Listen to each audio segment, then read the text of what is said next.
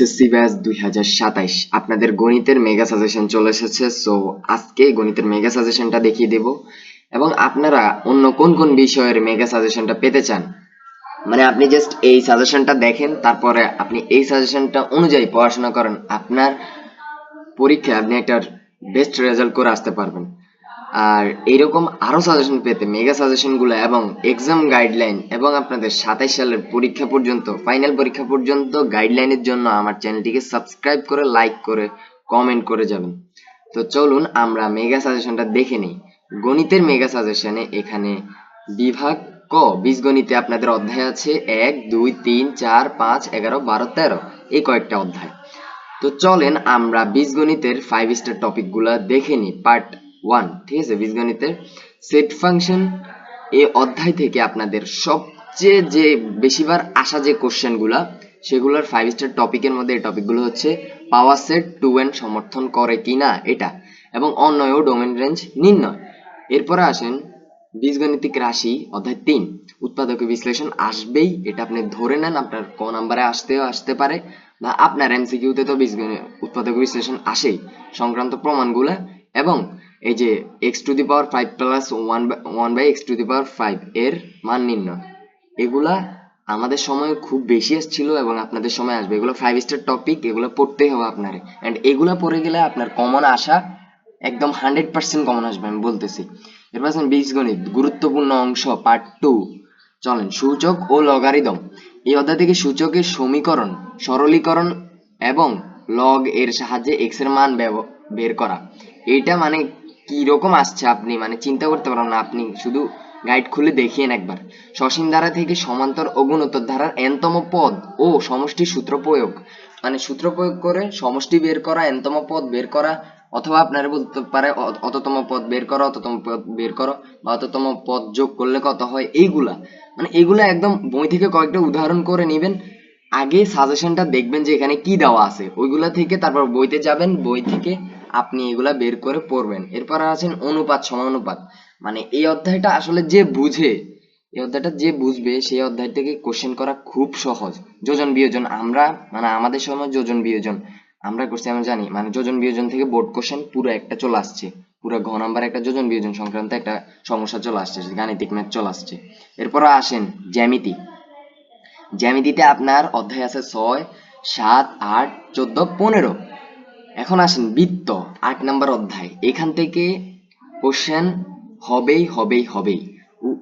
উপপাদ্য 20 এগুলোর কথা আর বলবো না, উপপাদ্য 23 এগুলোর কথা আর বলবোই না, কারণ এগুলা এত বেশি ইম্পর্টেন্ট। আপনি মানে যখন আপনার ফাইনাল পরীক্ষা আসবে তখন আসলে আপনারা যখন এগুলা ঘাটাঘাটি করবেন অলরেডি, তখন আপনারা কি এগুলো সম্পর্কে জানবেন আস্তে আস্তে, তখন বুঝবেন যে এগুলো আসলে কি রকম ইম্পর্টেন্ট। এখন বুঝবেন না, বাট এগুলা আসলে ইম্পর্টেন্ট। যারা পড়ছেন তারা জানেন, আর যারা পড়েন নাই তারা পড়েন, বুঝবেন।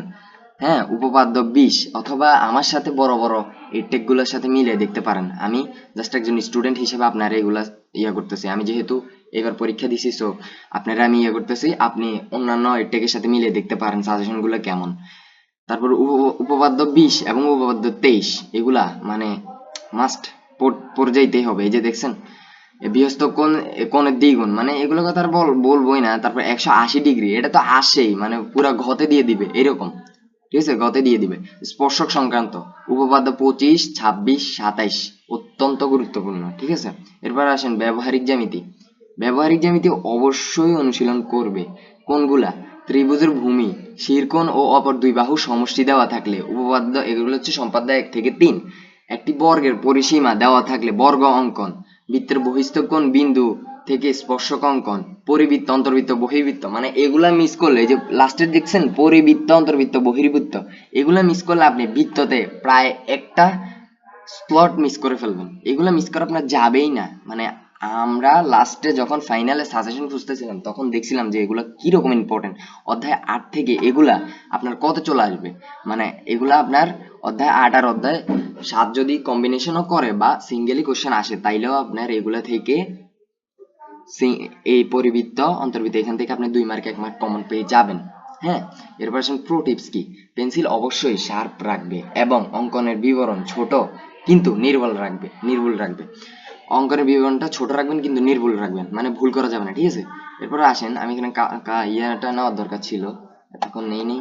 সো এরপরে ত্রিকোণমিতি ও দূরত্ব নির্ণয়, ঠিক আছে? ত্রিকোণমিতি ও দূরত্ব নির্ণয়, এখানে দেখেন অনুপাত অনুপাত প্রমাণ, মান নির্ণয় ও দূরত্ব উচ্চতা, ঠিক আছে?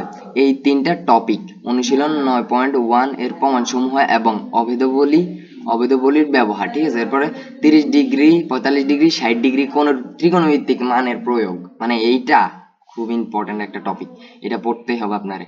এরপর আসেন গাছ ভাঙা অংশ এবং টাওয়ারের টাওয়ারের পাদদেশ থেকে দূরত্ব নির্ণয়, অর্থাৎ 10 থেকে, এটা দূরত্ব উচ্চতা থেকে অর্থাৎ 10 থেকে, এটা খুব ইম্পর্টেন্ট টপিক, পড়ে যাবেন। এরপর আসেন পরিমিতি।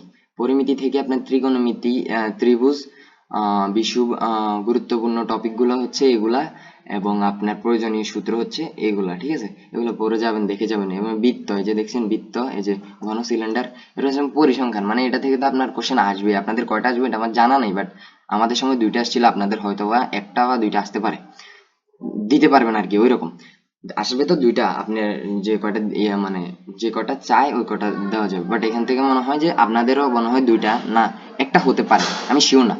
এখান থেকে 10 নম্বর নিশ্চিত করার সেরা উপায়, এখান থেকে আপনি 10 নম্বর নিশ্চিত করতে পারেন, মানে এটা এখানে একটার হিসাব ধরা হয়েছে। সংক্ষিপ্ত প্রশ্নের গড় নির্ণয়, সংক্ষিপ্ত পদ্ধতিতে গড় নির্ণয়, এটা তো মানে মাস্ট।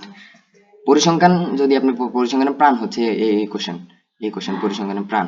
এরপর আছে মধ্য প্রচুরক, এগুলো তো পড়তে হবেই। এরপর লেখচিত্র, এগুলাও পড়তে হবে। অজীব রেখা, বহুভুজ, গণসংখ্যা, এগুলো পড়তেই হবে। এরপর পরীক্ষা ভালো করার কৌশল দিয়ে দিছি, চলো। সো সময় ব্যবস্থাপনা, পরিসংখ্যান দিয়ে পরীক্ষা শুরু করা বুদ্ধিমানের কাজ, জ্যামিতির জন্য পর্যাপ্ত সময় হাতে রাখবে। ক্যালকুলেটর ব্যবহার, এমসিকিউর জন্য ক্যালকুলেটর শর্টকাট ভালো করে শিখে নেবে। ভুল কমানোর জন্য অত্যন্ত শেষ 15 মিনিট রিভিশনের জন্য রাখবে। ওকে, সো শুভকামনা। সঠিক পরিকল্পনা আর পরিশ্রমী তোমাকে পৌঁছে দেবে কাঙ্ক্ষিত জিপিএ 5-এ SSC 2027 mathematics preparation guide. So এটা হচ্ছে সাজেশন, এটা হচ্ছে আপনাদের ফুল সাজেশন, অ্যান্ড এটার এটা ভিডিওটা অফ করে পরে আপনারা দেখে নেবেন। অ্যান্ড এই ভিডিওটা ভালো লাগলে এবং পরের কোন বিষয়ের সাজেশন চান, এরকম মেগা সাজেশন, এটা বলে যাবেন কমেন্ট বক্সে, এবং চ্যানেলটিকে সাবস্ক্রাইব করে আমার সাথেই থাকবেন, কারণ আমি আপনাদেরকে অনেক কিছু দেব এবং সম্পূর্ণ ফ্রিতে। এই সাজেশনগুলো অনেক জায়গায় আপনারা কিনেও নেন, এইরকম সাজেশনগুলো, ঠিক আছে? আমি নিজে আপনাদের জন্য তৈরি করে দেবো ইনশাল্লাহ, এবং এগুলা আমি একটা রিসোর্স থেকে তৈরি করছি। সো ওই এখানে আমার পরিশ্রমটা আছে। সো চ্যানেলটিকে সাবস্ক্রাইব করে পাশে থাকবেন। সালাম আলাইকুম।